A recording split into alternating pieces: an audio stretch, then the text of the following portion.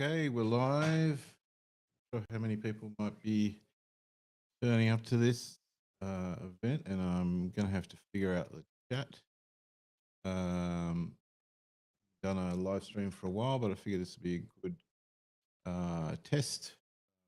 Got to get some content out of it. So this is kind of a soft launch, but hoping to do this on a regular basis. Probably Fridays morning time in Australia. So let's see if we can work out the chat.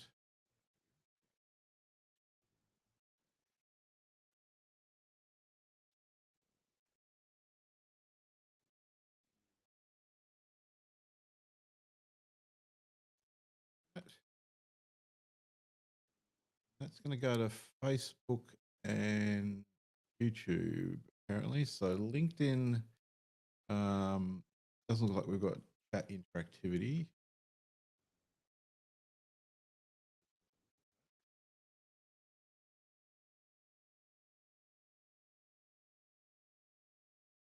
But anyway, if you are tuning into me on Facebook or YouTube, you send me a message, regular chat spot, and I will get that. Correct. LinkedIn wise, if I can figure that out as well, I can potentially bring up browser streaming.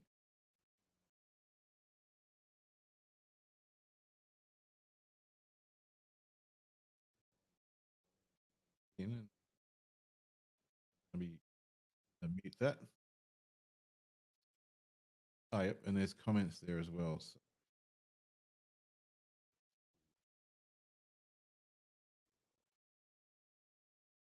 now, second thing. Oh, hey, watching. Oh, that'll be me watching me, of course, from LinkedIn. This is so the next thing will be can we get up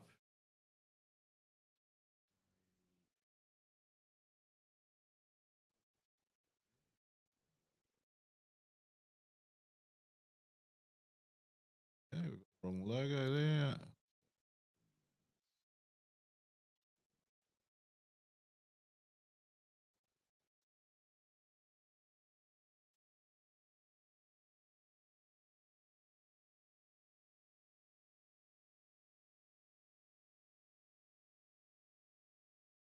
Yep. Um,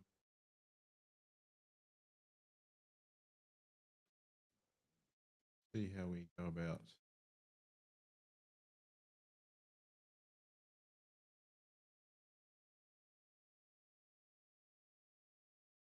There we go. Yes.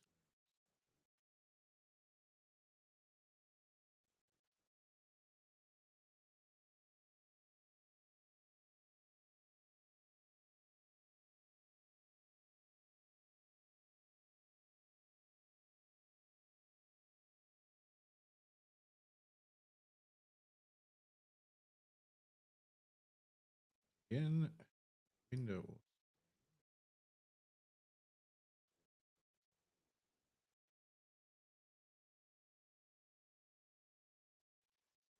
Say.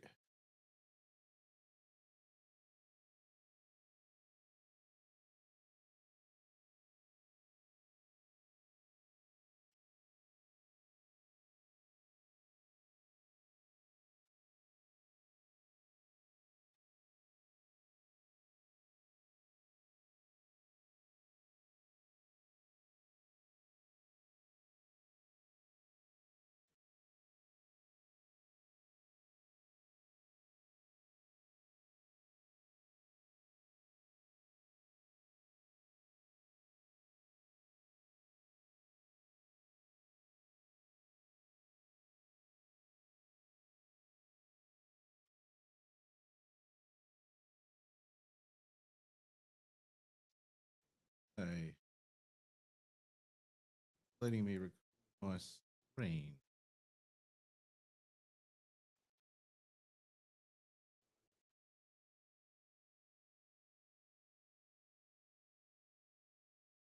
Go into settings.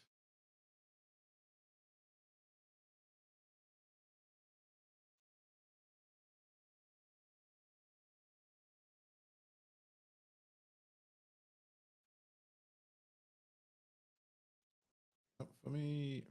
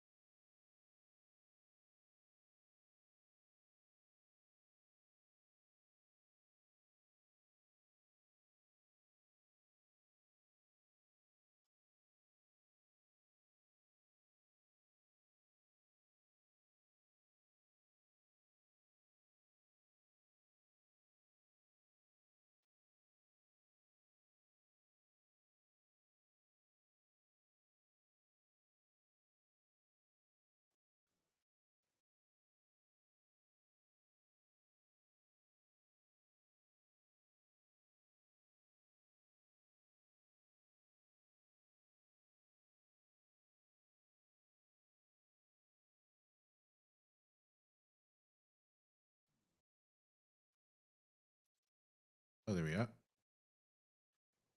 So today,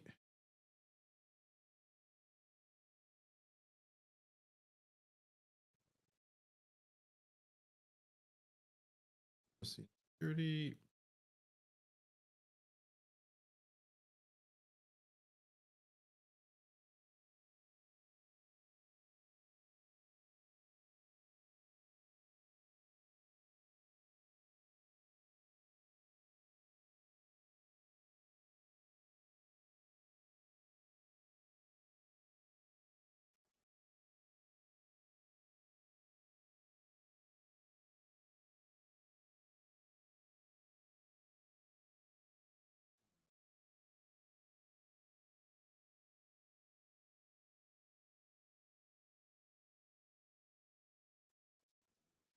Putting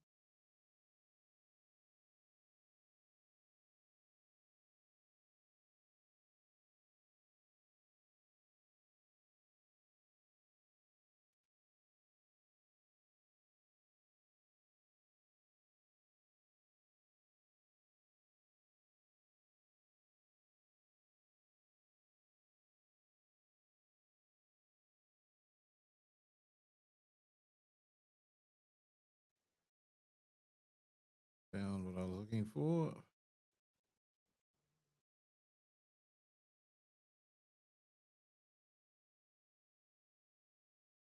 All right, let's let another go now. Might have to go out and back in again here. Yay! All right. So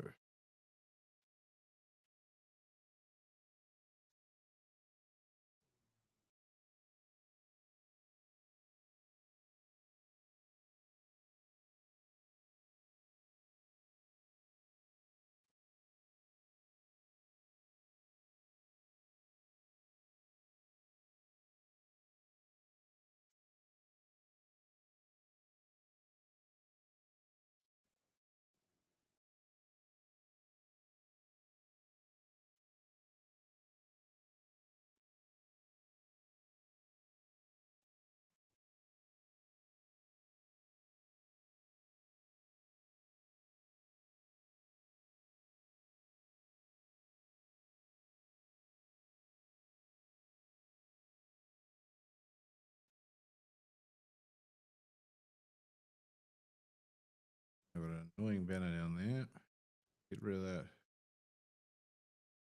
Oop.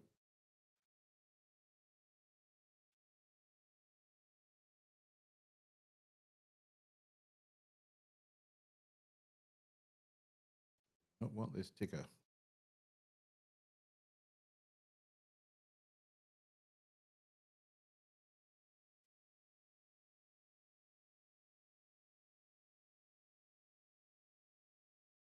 Hey there, if you've joined me, just testing out the live stream, opportunity to interact with my community. If you've got a question about the medical careers process in Australia, um, watching on Facebook or YouTube, you can pop a message in the appropriate chat and I'll get back to you. If you've got a question, LinkedIn as well, you can. I'll just not monitoring that as much. It doesn't come through the streaming software I'm using. Go my browser tab to look at that. Just getting myself very familiar with my system here, and notice I've got an annoying ticker down the bottom there, which now struggling. Okay, I've got the chat overlay there in the screen, and you'll leave that there.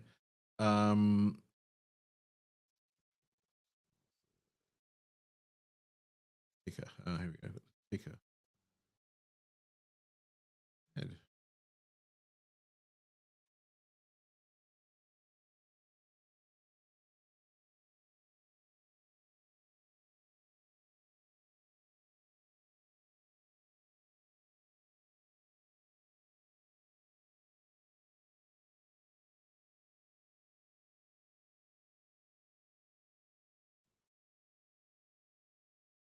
Did not replace the ticker down the bottom.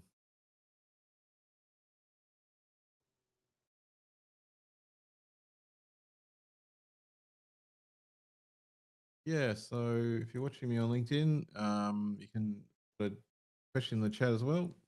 I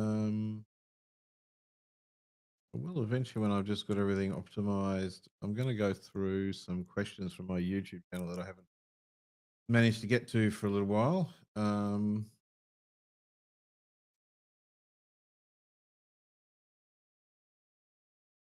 that cleared the ticker at least.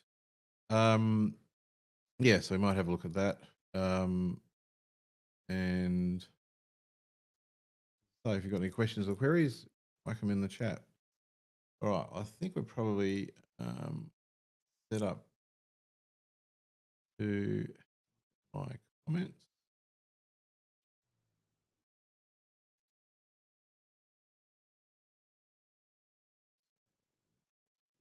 around here.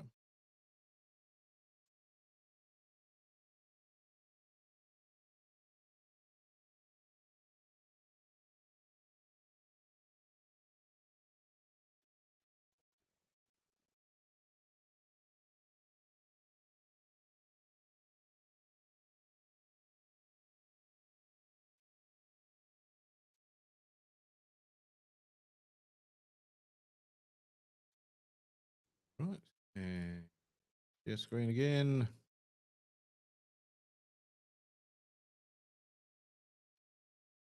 All right, there we are. Lost me. So we something like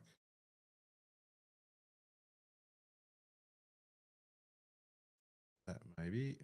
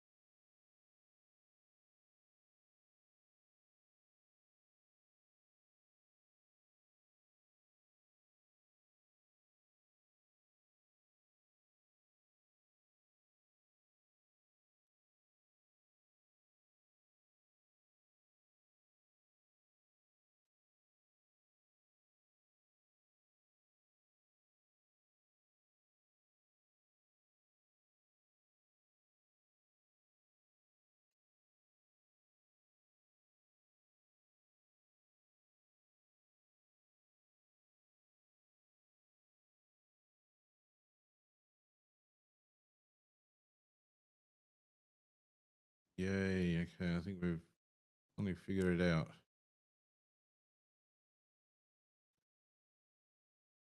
I like the fact I'm off to the right there.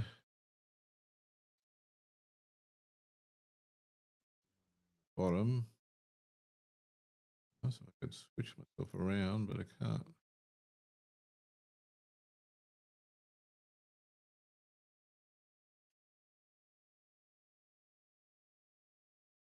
Hello, I can. Yep. Ah, brilliant. Okay. So, as I said, I do have a chat. So I'll keep monitoring if anyone's got a question. Um, and also, hello here. You can also see my comments directly in LinkedIn if you're on watching me on LinkedIn, but I'm not monitoring that. So you're better off on Facebook or YouTube. Thanks for joining me. Uh, just doing a bit of a soft launch of a live stream, finding out the wrinkles. What I thought I would do is get to some of these questions I've had in my YouTube for a while. I've been sort of planning to do a video around that. I thought, well, while I'm answering these questions, I might as well get some content out of it. So I guess I've got a few, I think. So I guess I'll do the right thing and maybe start at the bottom and work my way up. So sorry, thank you, Ranasar 282382. Been a while since you posted your question. Now I have a few rules with these questions. I tend to only answer one question. Otherwise, it gets confusing from a thread point of view, but also it's a bit time intensive. And also, I've often already answered the question in other places. And of course, I do have my strategy calls for more in-depth explanations. It's really impossible to, um, give absolute clear answers sometimes to people's without digging in a bit deeper. So, hi, thank you so much for your information about specialist pathway. This is, I think, one of my not one of my most popular playlists. That video there, the playlist it's in. So you graduated, you've got your internship completed, um, biochemistry, working as a professor. Yeah. So, um, am I eligible? So, I think in circumstance here is, um, uh, unfortunately, biochemistry not recognized clinical specialty in Australia.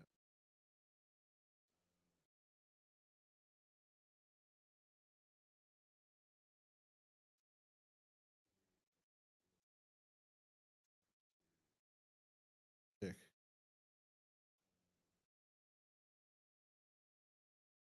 So the thing is, and this is kind of instructive as well. So we can go. The thing about the specialist pathways, you've got to work out which college you belong to. And I've had a few people with biochemistry MDs approach. Uh, Um, me, biochemistry folks thoughts of university and other stuff, non-clinical medicine, essentially, non-medical uh, things as well. But I suspect that what you're talking about is something that falls under our college, the Royal College of Pathologists, uh, Australasia, I should say. Um, and um, it might come under chemical pathology, um, but you would need to kind of um, read through and check. So, yeah, I'm not familiar with what you actually mean um, by biochemist, but uh,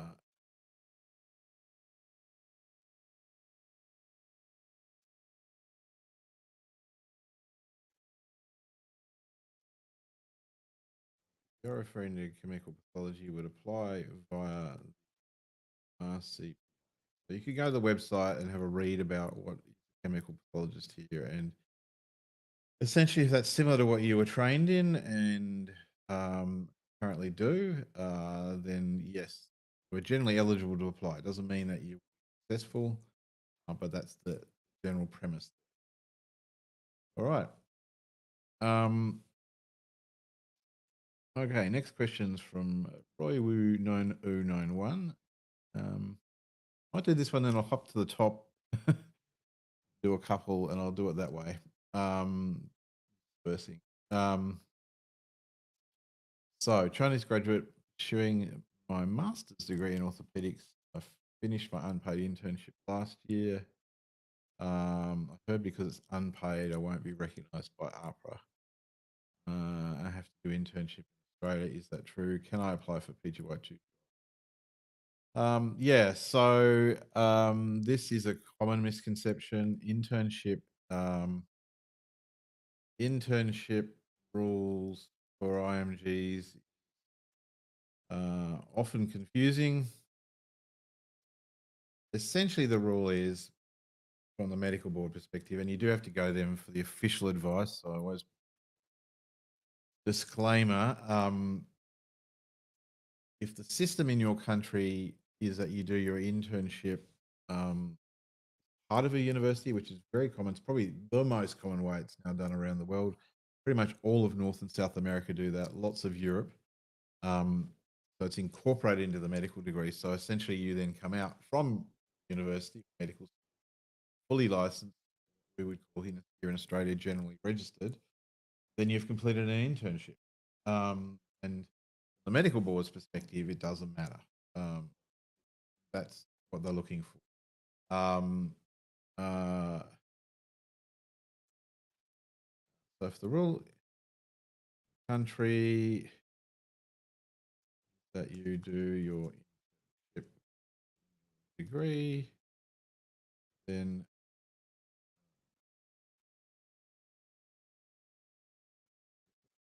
I don't know. It's officially you see them write it like this, which I think is having a go because it is actually an acronym of Australian Health Practitioners Regulation Agency, but it's actually the medical board at the end of the day. Um,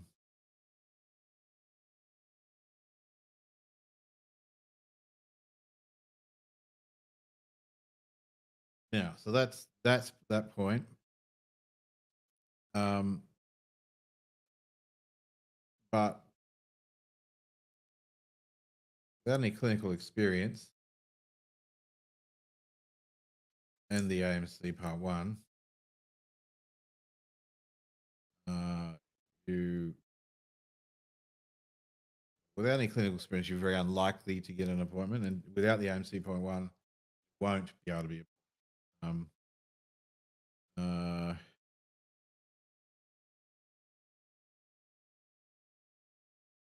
like that, you won't be able to get a job here. All right. Let's see what we've got at the top there. And I'll just check if people watching. Got anyone on LinkedIn? Okay. So,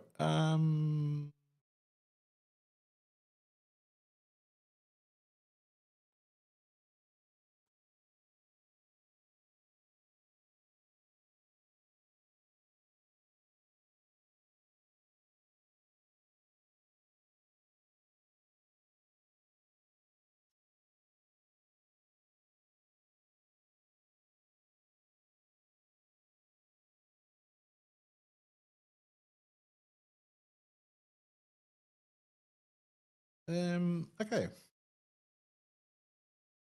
Oh, I've got a duplicate here. A little bit annoying, I have to say, going into different videos and putting the same question, but I kind of get why you might, and I guess it does help other people reading through them maybe, because they're not necessarily watching the same videos. um, uh, um, so, so I'm from Sri Lanka. Have to wait 6 months after graduation to get our provisional registration to work as an intern. Will this period as a gap? Very limited jobs, like demonstrator, blah blah. Yeah, look,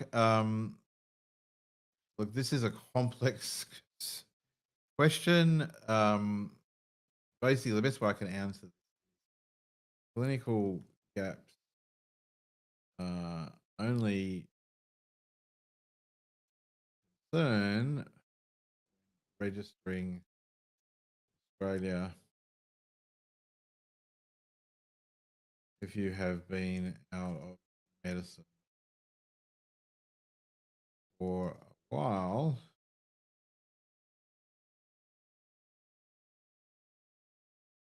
Hey, Zachary, thanks for your question. Let me answer this one and then I'll get to yours. Um, um, 6 months is not an issue, but you haven't practiced yet either. So really doesn't affect you as you need to be supervised in any case. So yeah, when you're applying to work here in Australia under the standard pathway, depending on your level of experience, you'll either have what's called level one or level two supervision. Level one is basically someone there the whole time watching you. Level two is there's someone available very promptly to help you out. So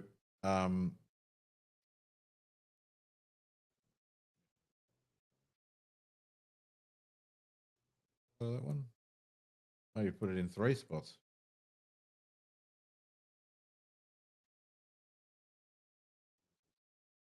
Um, so yeah, it's a non-issue for someone like yourself.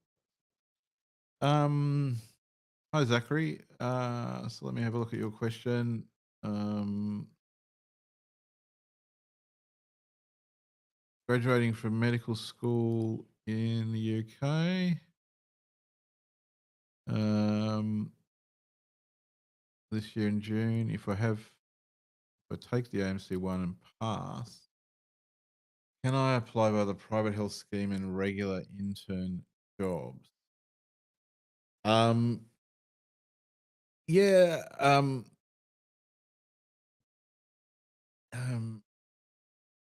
you could do so. WA they haven't got the info up at the moment for all the internship. Yeah. Last year, Western Australia were targeting competent authority country doctors, um, including I think those that hadn't started foundation year. So the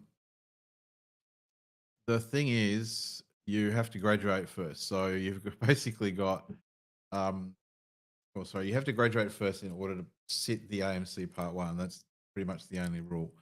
So you'd have to get your degree first, and then you've obviously got from June to you got a fair while, June to um, whenever the applications come out, which is around April, May. So yeah, you've probably almost got a year to the AMC Part 1. Potentially could even do the clinical in that time if there was a spot. There might not be. Um, uh, um, and yes, there are some scenarios where the either the actual state health services or the jurisdiction do give internships to national doctors, or as you've mentioned, there's the private health. Got another name, long name. I can't remember it at the moment, but the private health system, an adjunct but separate and not very well coordinated with the other rest of the intern system, which it ought to be. Um, that being said, the, the numbers for those sort of routes are very very small, so you're also probably better off um, uh, taking up a foundation year post and doing your 1 year of F1. You qualify for the competent authority pathway and then you skip all the AMC requirements. So I would say I'm balanced. Yes, there's a reply. I don't know if I can reply to these. Oh yeah, I can reply. That's come through YouTube, I think. It's on it's on the live stream. Yes, there is a possibility, but following the CA path route likely be easier for you. So yeah. Um, um, Hopefully that answers your question.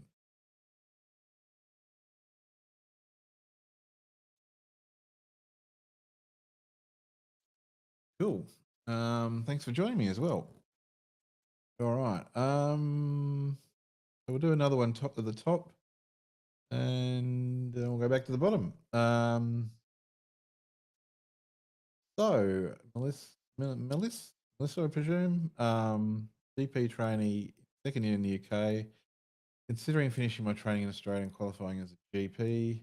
Don't wish to start from the beginning of the 3-year training. Is doable.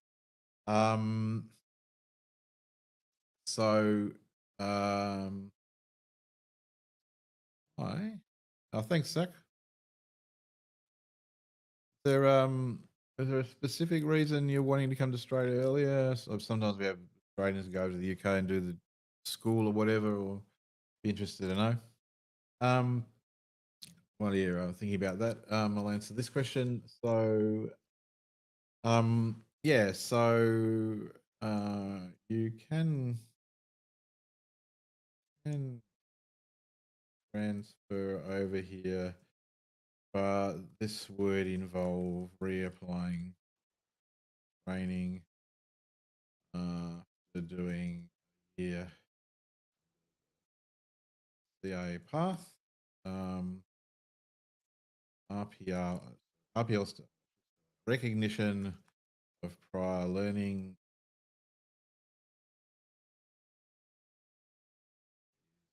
variable, with most colleges giving you a lot of RPL. If you're in your second year, presume it only take you've got another year to go, maybe, or two.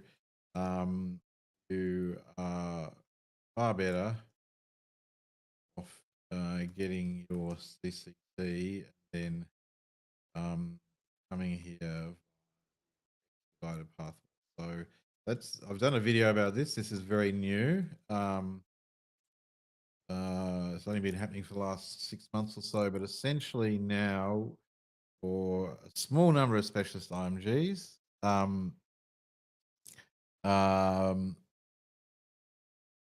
in certain specialties, and this will increase over time, well, that's the plan. Rather than having to do the specialist pathway, you can do I guess you call it the specialist pathway on steroids, or the specialist pathway forte or something, but what's called the expedited pathway. So it is what it sounds like. It's cutting out a whole lot of paperwork, making it quicker. And it's essentially saying if you've got well recognized qualification, I won't get into the pros and cons of this because assessing the candidacy of a specialist from another country isn't as simple as just recognizing what they've done. There's always going to be some outliers. But that being said, the rule is now that if you are a GP from the United Kingdom, actually, I looked this up on the medical board website.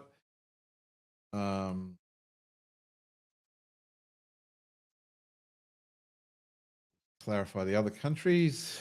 So here we've got the list now. So we've done anesthesia, general practice, and psychiatry.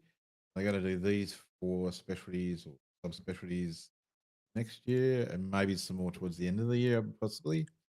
And so for general practice, you can either have qualified UK with your CCT and your MRCGP, or from New Zealand and Ireland. So, and what that means is you can just straight off apply for registration. You don't need a job, which is also novel. You will need a job to complete your requirements, but you can start off. You can just apply for your registration, then go to an employer, and then you have to work for supervised for 6 months, basically, and you already got access to Medicare. The other big difference. Hopefully that helps you out. Hey Vincent. Oh, Zachary. Okay. Australian citizen. Yeah, you want to get back there. Miss your family and dog. Yeah, I understand that. I think honestly, by the time you get through the doing the AMC Part One and applying for uh,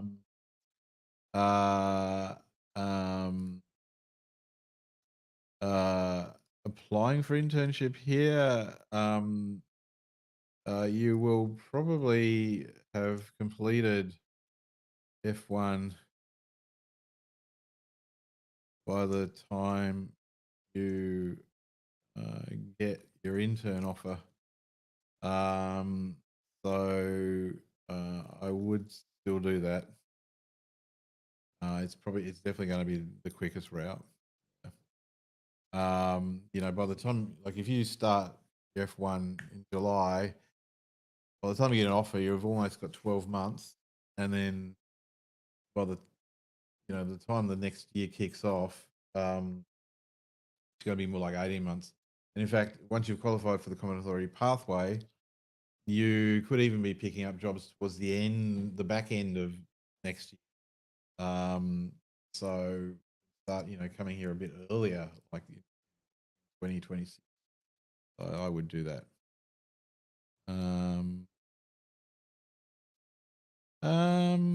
Hi Vincent, you'll be graduating from medical school in Nigeria. So that's a comment. Is there a question?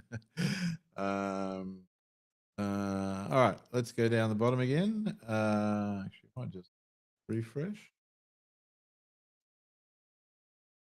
That answer a question I've already answered.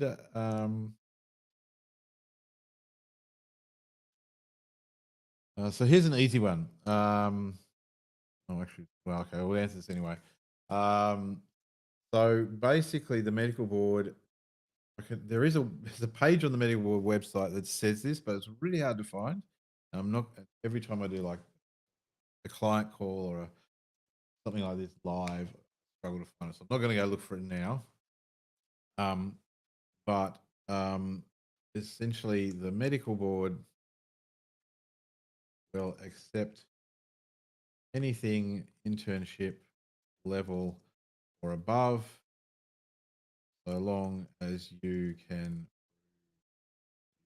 supervise. Okay, so even some people who even worked in private hospitals just need some sort of official supervised post training. Pretty liberal around the UK jobs. They can be very bureaucratic around things, but with this one, they have a fairly open interpretation. I've never come across a UK doctor who's worked in the UK has had a problem getting their experience counted. If so long as what they've done has been something normal that's supervised, basically.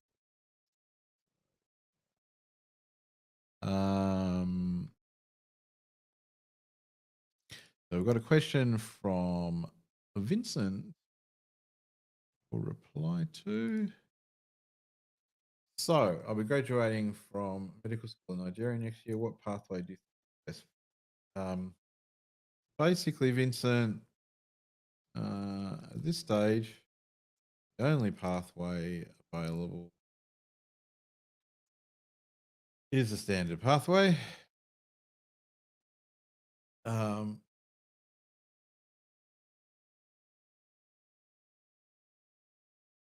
However, a lot of IMGs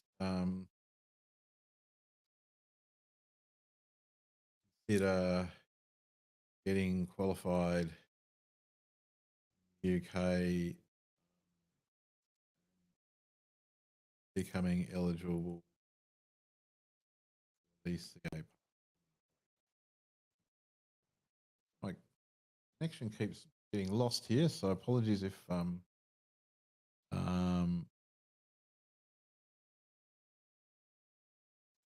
that's happening for you. So hopefully that answers your question, Vincent. So why am I mentioning the Common Authority pathway? So basically the standard pathway is the only pathway if you just graduated and you're not from UK, Ireland, US, Canada, or New Zealand.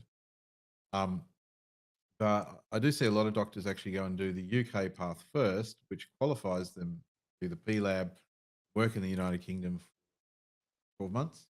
Um, that makes them eligible for competent authority pathway.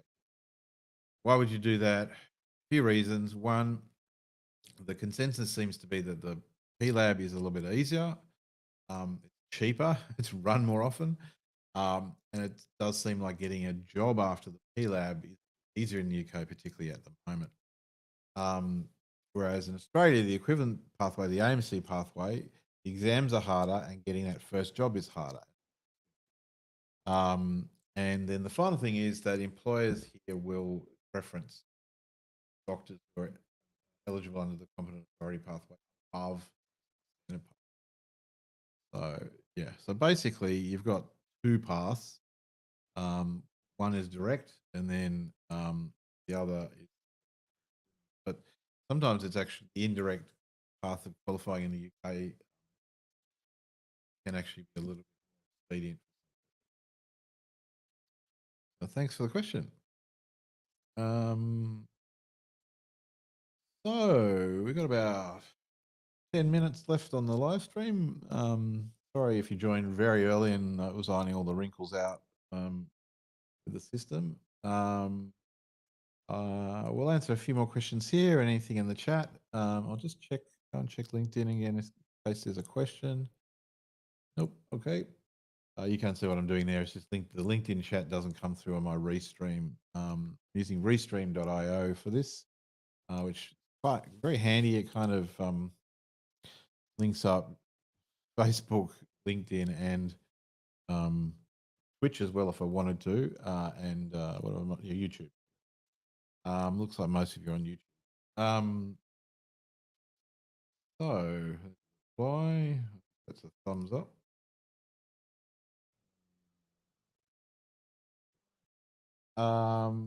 So Hassan, hello, Anthony. Thank you for your helpful videos from Turkey. Just completed your medical residency in internal medicine. Which pathway should I follow? Can I apply for general medicine? Yeah. So in Australia, there isn't a specialty called internal medicine. Yeah. So look, thanks. You are correct. There is no internal medicine in Australia. All adult physicians here have 3 years of basic training, gives them grounding in general medicine. Then there is advanced training program in general.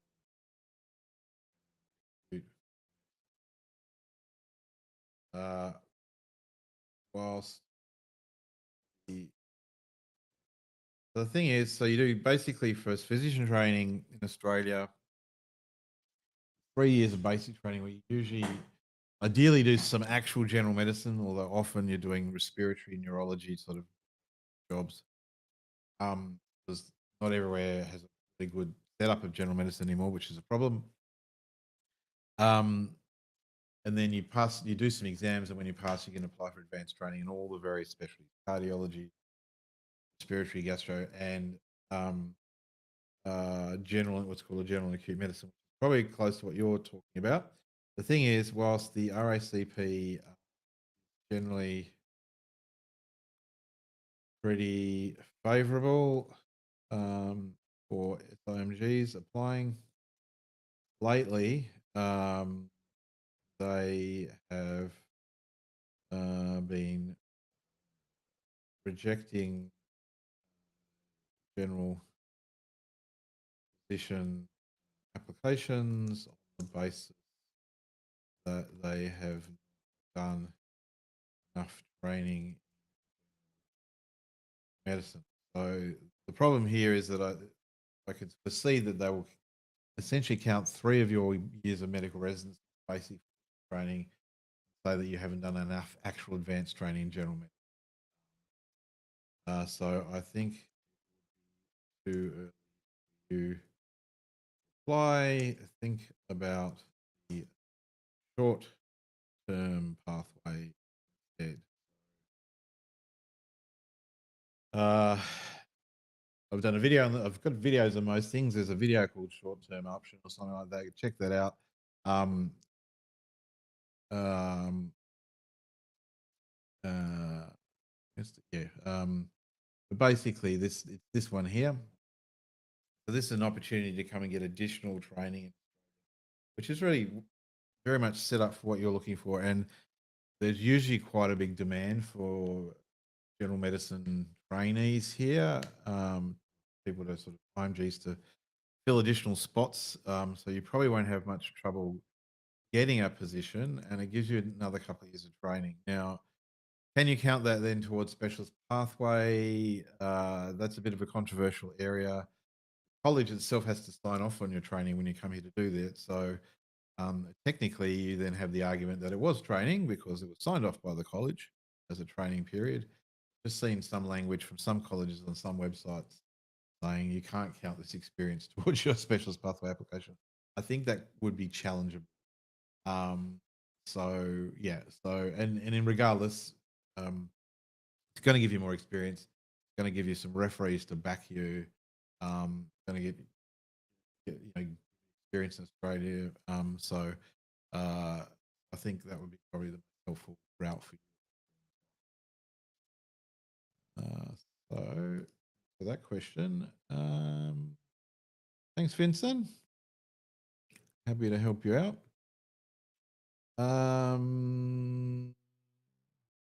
Oh, missing more down here. Oh, okay. Let's refresh.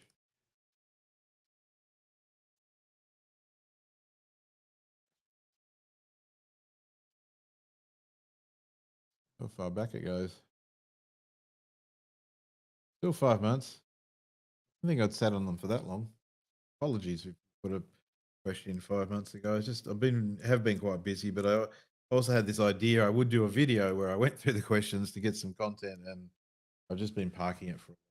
Um, I have a few routes if you want to get a question answered for free.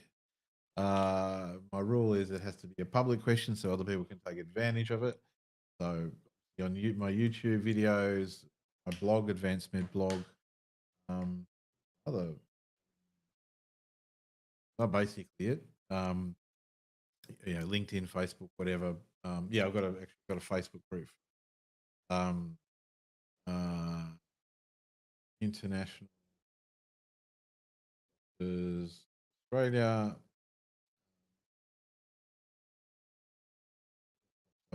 Uh, International Doctors Australia support,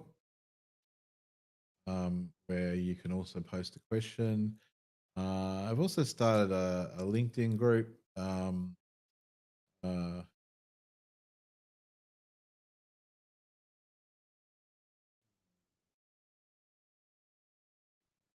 that,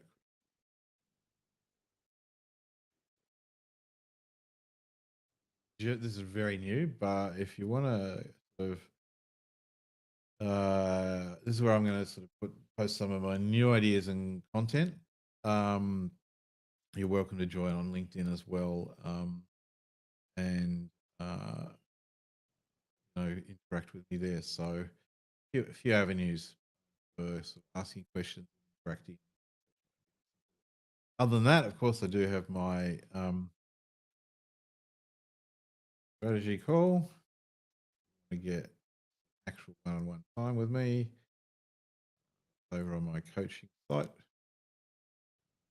do work for the College of Psychiatrists, so I generally can't help you out if you're in psychiatry, but it's a bit of a shame because I know a fair bit about it, but that's me managing my conflict of interest. But you can book a session for me. It's risk free. Uh, um, don't get benefit out of it. Money back. Done close to 1,000. Most people have been super satisfied. So yeah, cool. All right. So you've spotted the weird thing on the medical board website here, Zachary. Um, so it took me a while to figure this out. Um, and let's see if I can explain this in a way that kind of that doesn't confuse people more. So here we have the requirements, um, and I think what you're referring to is down here. Australian clinical experience can be substituted. Um, so this is basically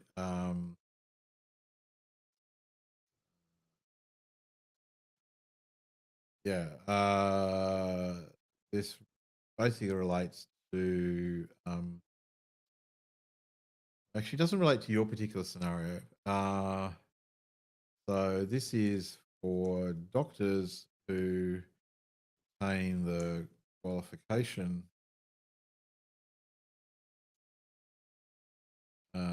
for competent authority. For example,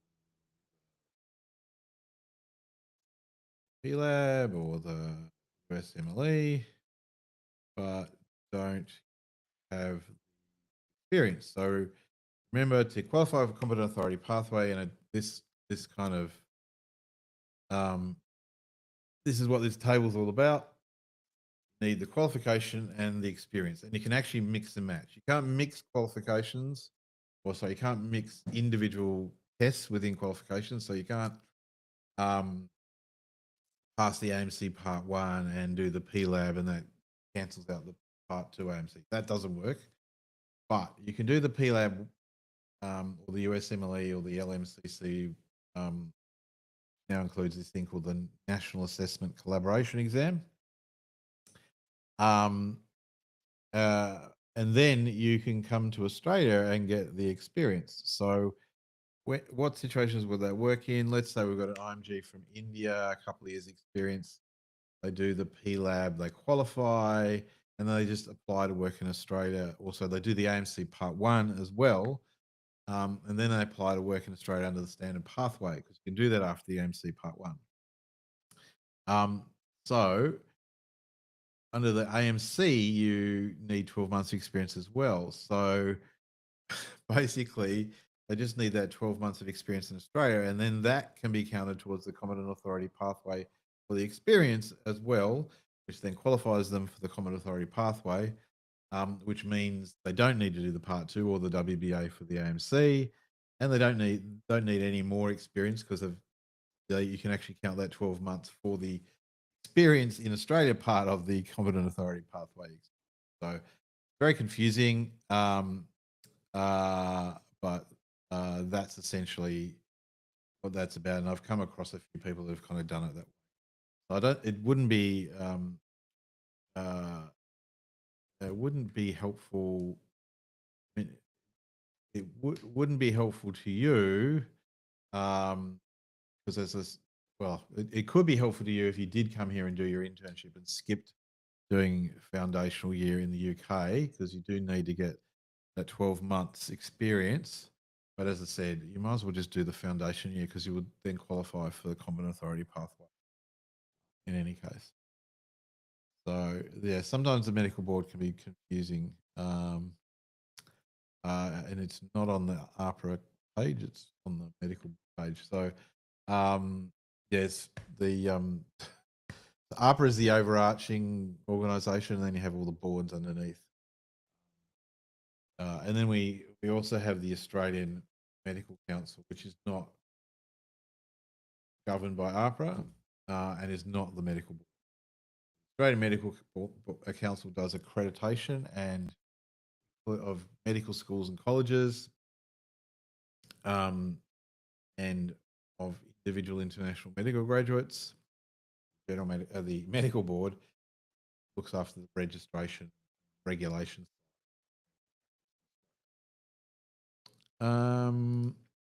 Okay. Keep up the good work. Thanks.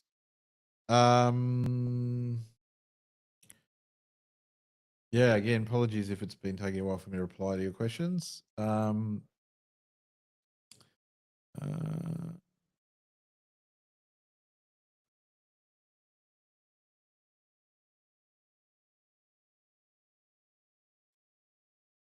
So, it's almost 11 o'clock. Well, I do have a client coming on. Thanks, Zachary. Thanks, everyone who's joined me today. Hopefully, this is helpful. I'll probably be aiming to do this 10 o'clock every Friday morning, Australia Eastern Daylight or savings, or just normal time, depending on whether it's daylight savings or Sydney time, if you like. There'll be things on the LinkedIn channel, the YouTube page, and Facebook groups and pages. Please subscribe. Please sign up for my newsletters, etc., on the Advanced Med blog site. Feel free to apply to join the National Doctors Group or the other group on LinkedIn, which is any doctors, including doctors already working in Australia. And I'll see you on the next video. Bye for now.